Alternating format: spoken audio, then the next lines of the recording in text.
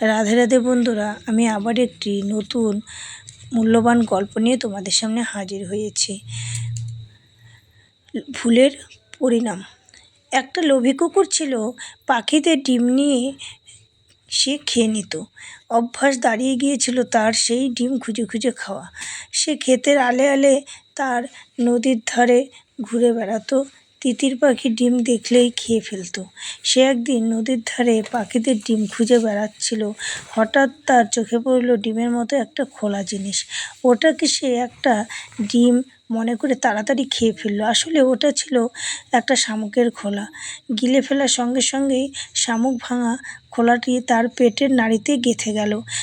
বেচারা যন্ত্রণায় ছটফট করতে লাগলো। তখন সে কাঁদতে কাঁদতে বলতে লাগলো, আমার খুব ভুল হয়ে গেছে। এখন আমি বেশ বুঝতে পারছি সব গোলাকার জিনিস মাত্রই ডিম নয়।